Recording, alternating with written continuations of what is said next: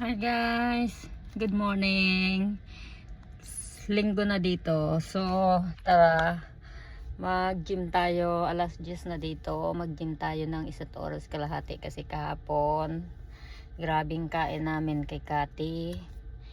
So, kailangan natin i-exercise kasi ang dami namin kinain kahapon kay Kati. Diyos ko, kung ano-ano pinagkakain namin, spaghetti. So, kailangan natin mag-exercise ngayon para mabawasan yung yung mga nakain natin kahapon, matunaw. Diyos ko, noong oras na ako umuwi kagabi, alas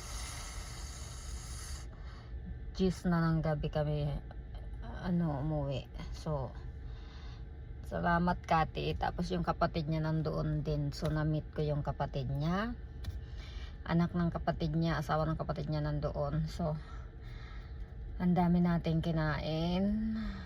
Pumunta kami ng Costco kahapon. Sinamahan ko sila ng grocery. Tapos kumain kami ng shawarma. Uminom kami ng boba milk tea.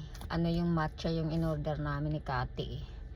Masarap naman siya sa akin, pasado, kasi hindi siya masyadong matamis. Okay lang yun sa akin. So, nagustuhan ko siya. Tapos, pag uwi na naman namin, kumain na naman kami ng hipon. Tapos,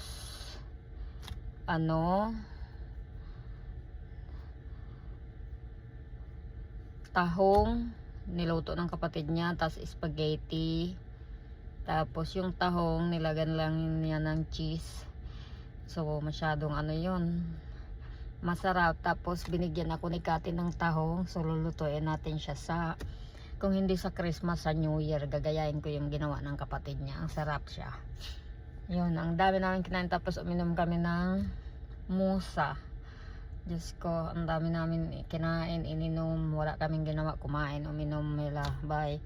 Samahan niyo ako, magdadrive ako papuntang gym ngayon. Maaga tayo kasi magcha-charge tayo mamaya. Bye guys.